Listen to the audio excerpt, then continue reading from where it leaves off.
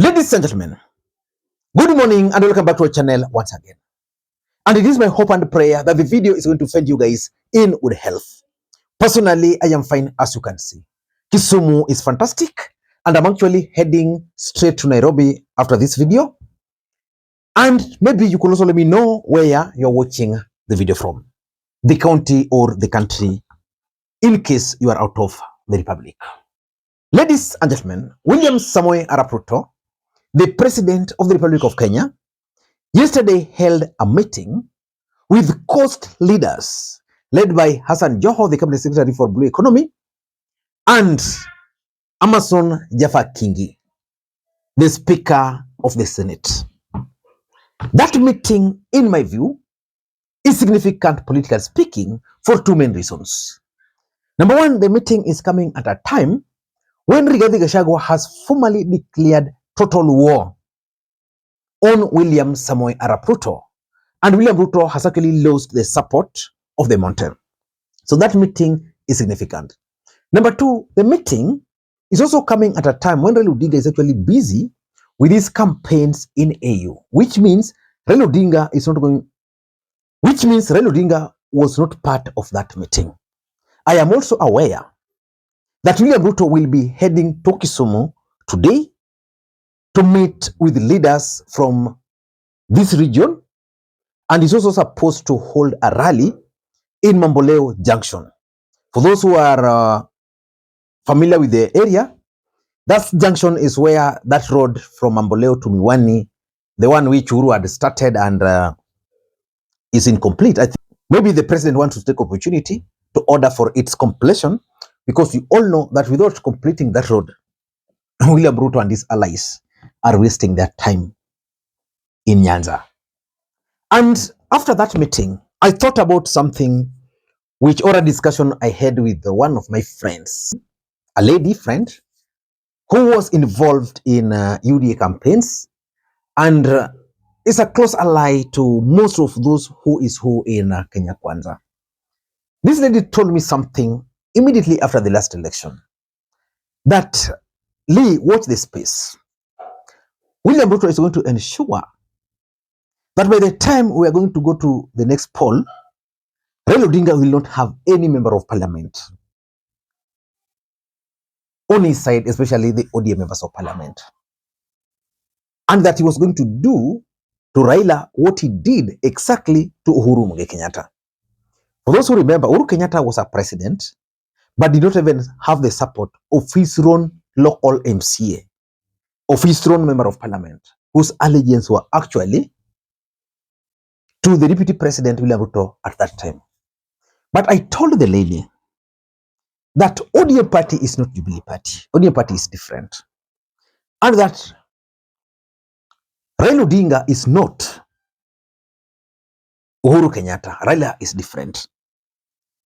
And then after some point, I saw ODM MPs from Nyanza, 7 of them, sneaking to Statehouse. And I thought William Ruto had started implementing that strategy. Then I placed the call to the friend, and I told him, maybe you're right. But I still insisted that ODM is different from Jubilee, and I know the psychology. Within no time, the 7 MPs found the ground hostile.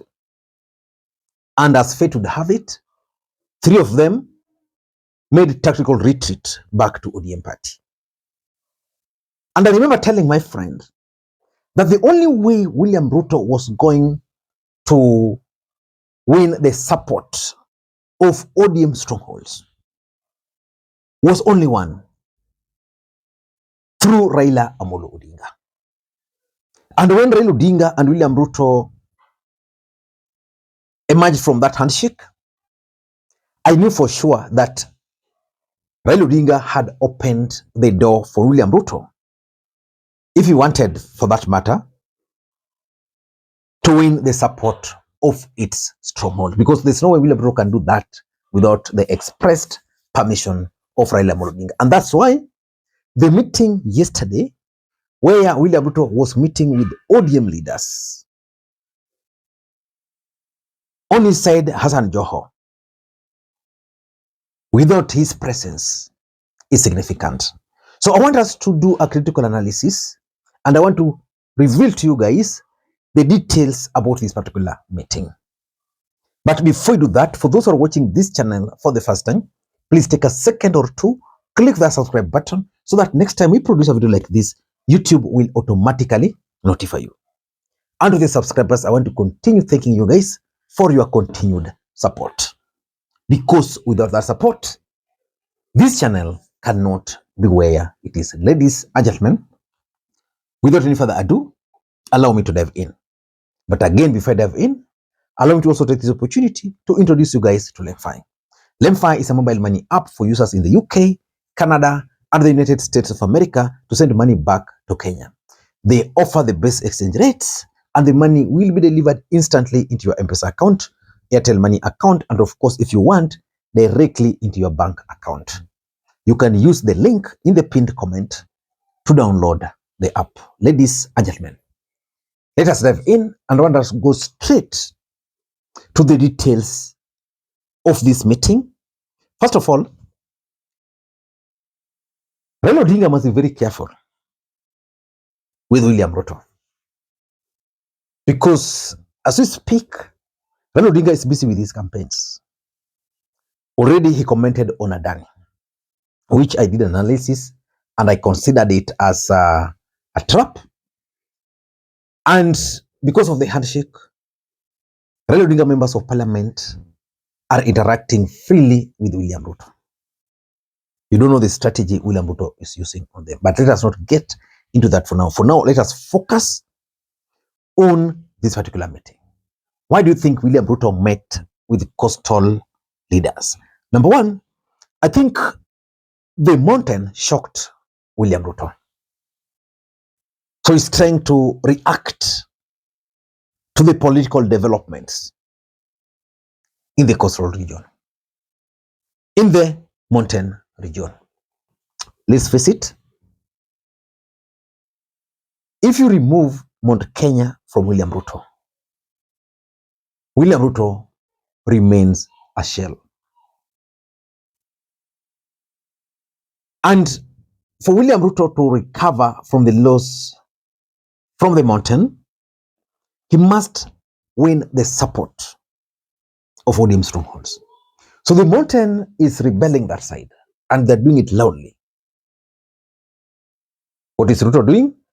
Ruto is countering by going to the coastal region in the name of development, and he will be welcomed. In the mountain, William Ruto is not welcomed. His donations are being rejected. The same day, William Ruto will be in Kisumu, another ODM stronghold. So, in my view, I think Ruto is reacting to the political developments in the mountain. That's number one. Number two, Ruto is trying to consolidate Raila Odinga's strongholds. You know, before the handshake, William Ruto, for example, let me use Nyanza, would come to Nyanza, would go to the constituencies of people who went to his side. My friend Nyameta, he would go to Game, he would go to Rongo, launch projects there. Most of those projects were actually stalled.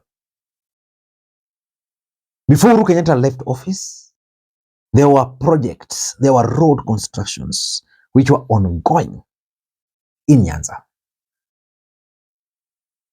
Ruto did nothing. So as we speak, the people are not feeling that handshake. But Ruto needs their support. The same applies to the coastal region. William Ruto needs the support of the coastal people.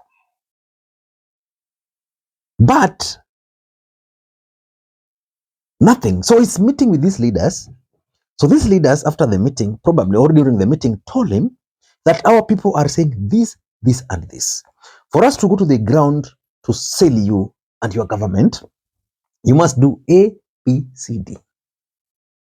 In fact, you will start seeing William Ruto more on ODM strongholds and regions which never voted for him fully, like West Pokot, where they were, where his allies Oscar Sudi, where his allies Farouk Kibet and Kimani Ichung'wah were yesterday. So those are the realities.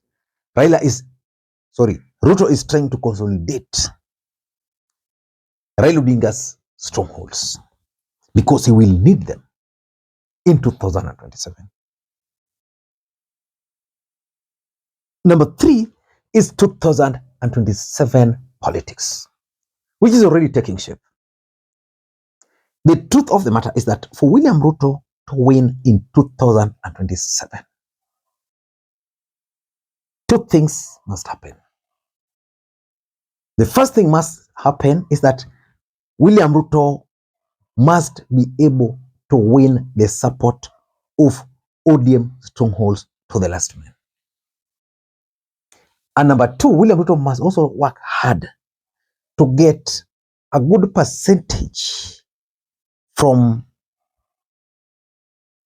Mount Kenya.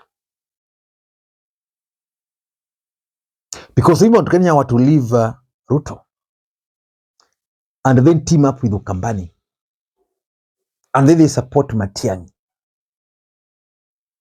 that's a very dangerous ticket for William Ruto. So he must consolidate Nyanza, he must consolidate Loya, he must consolidate Coastal Region, and ensure that, for example, in the Coastal Region, the votes he got and the votes Raila Odinga got are lumped together. But of course, there's a lot of political developments in the Republic of Kenya, including the rage against William Ruto, including the rebellion by the agencies. So it's, for me, the meeting is about 2027 politics. William Ruto has already started campaigning for 2027. Number 4 is basically what I began with. My first point, for those who were keenly following, where I was demonstrating to you guys what I discussed with one of my friends, is that probably William Ruto is now trying to engage with Raila Odinga elected leaders and maybe the ground directly minus Raila Amolo Odinga. How is the ground receiving William Ruto's bid? Those kind of discussions. And lastly, I think it's also about the politics of development.